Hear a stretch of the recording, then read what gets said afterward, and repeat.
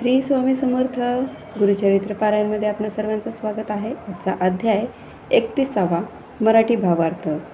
योगेश्वराने स्त्रियांचे धर्म व कर्म या अध्यायामध्ये सांगितले आहेत.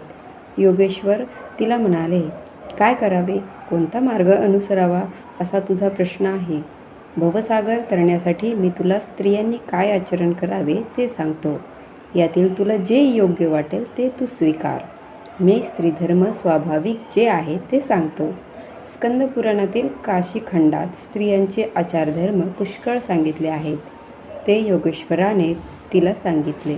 महर्षी अगस्ती त्यांची पतिव्रता भार्या लोपामुद्रा हिच्यासह काशी क्षेत्रात राहत होते. तिच्या इतकी श्रेष्ठ पतिव्रता दुसरी कोणीही नाही.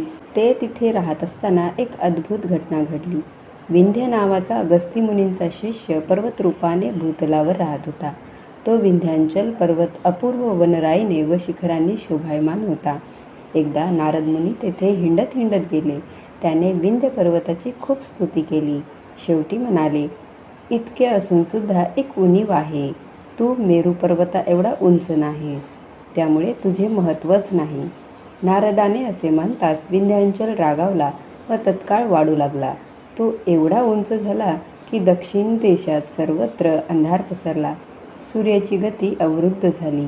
तेव्हा देव घाबरले व इंद्राकडे गेले. इंद्र ब्रह्मदेवाकडे गेला.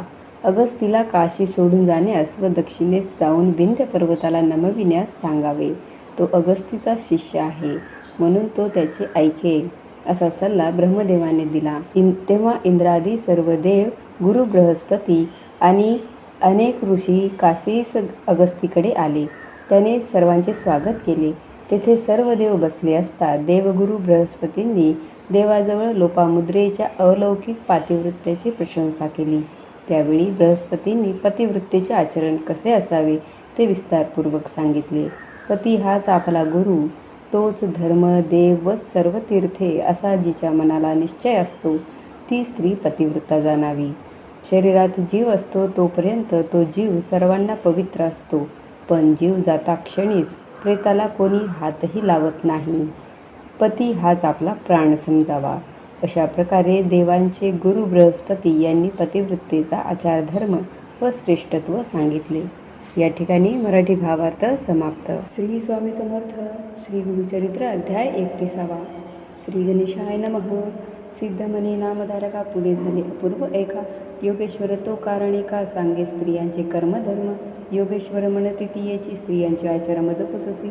सांगेन तुझ विस्तारेसी भवसागर तरावया. पती असता कवन धर्म अथवा मेलिया कवन कर्म.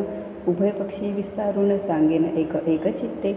अगस्त्य ऋषी महामुनी जो का होता काशी भुवनी. लोपामुद्रा महाज्ञानी त्याची भार्या पर्ययसा. पतिव्रता शिरोमणी स्त्री नव्हती अनिक कोणी. वसता तेथे वर्तमानी झाली अपूर्व पर्ययसा. तया अगस्त्यांचा शिष्य विंध्य नाम असे प्रख्यात. पर्वतरूपे वर्तत होता भूमीवरी देखा. ब्रह्मऋषी नारद मुनी हिंडत गेला तया स्थानी. संतोषी जाहला पाहुनी स्तुती केली तया वेळी. म्हणे नारद विंध्यांसी अनिक पर्वत नाही तुझ सरसी. समस्त वृक्ष तुझ पासी महारम्य स्थळ तुझे.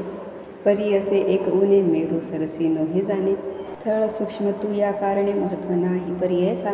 ऐसे म्हणता नारद मुनी विंध्यांचळ कोपोनी. वाढता झाला तत्क्षणी मेरू सरिसा हो म्हणे. वाडे विंध्यांचळ देखा सूर्यमंडळा सन्मुखा. कर्मांतरे वाढता एका गेला स्वर्ग भुवनासी. विंध्या दक्षिण भागेसी अंधकार हरणीसी. सूर्यरश्मी न दिसे कैसी अज्ञादी कर्मे राहिली. ऋषी समस्त मिळून विनवू आले इंद्रभुवनी. विंध्य पर्वताची कर्णी सांगता ती विस्तारी.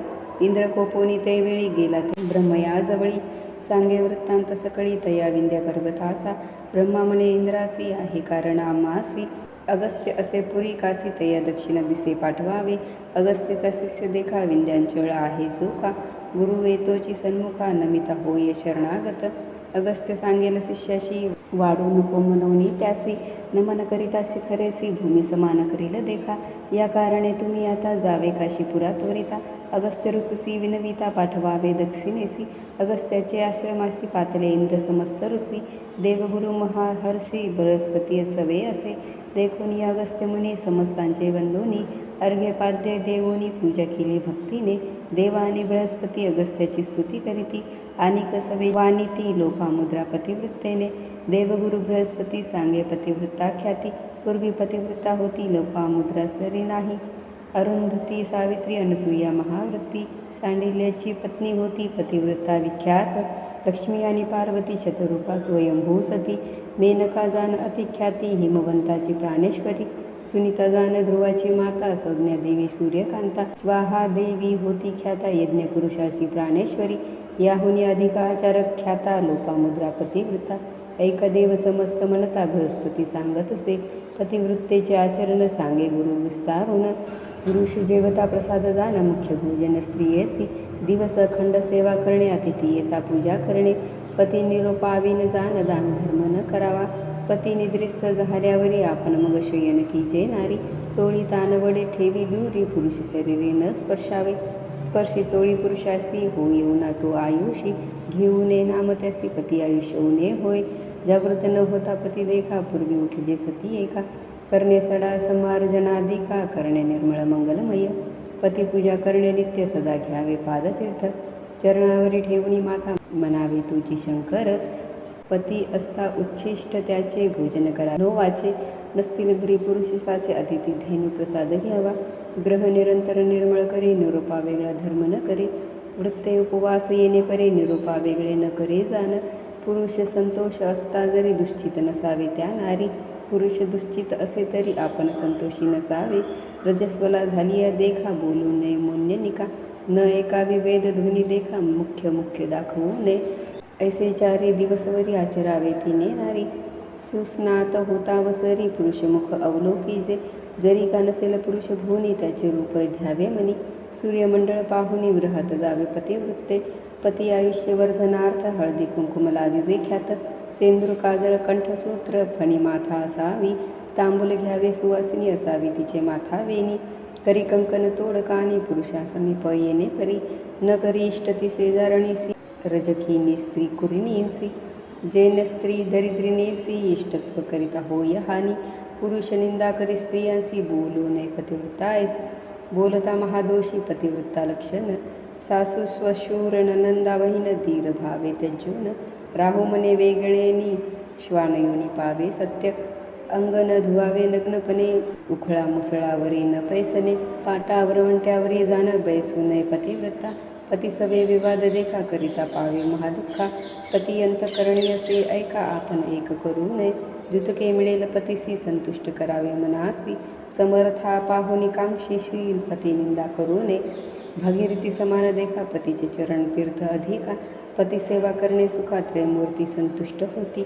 जाऊ नये वन भोजनासी अथवा शेजारी या ग्रहासी इष्ट सोयरे म्हणून हरसी जाऊ नये प्रतिदिनी पती सन्मुख निष्ठुरोनी उत्तर देता कोपोनी उपजे मुखी होऊनी सतजन्म दरिद्रपण गुरुदेव धर्मतीर्थ समस्ती सर्व जाणावा आपुलापती ऐसी जे निश्चय सती पतिवृत्ता तेची जाणा सहगमन करणे मुख्य जाण थोर धर्मश्रुतीचे वचन पूर्वज 42 उद्धरण पतिव्रता धर्माने पुरुष प्रेत झाली यावरी सहगमना जाता नारी एक पाऊली निर्धारी अश्वमेध सहस्त्र पुण्य माता विधवा असे जरी पुत्रासी शकुन मंगळ करी पुत्राविने विधवा जे नारी नमन तीसी करू नये एक रोम रोमांसी स्वर्गी राहे शतकोटी वर्षी पुरुषासवे श्वान देसी पतिवृत्ता राहे तेथे पुण्य सहगमनासी भावी कन्यायसी वंशी 42 कुळे 81 घेऊनी जाय स्वर्गात भूमी देवता असे म्हणे पतिवृत्तीचे असती चरण आपणावरती चालता क्षण पुनीत आपण म्हणत असे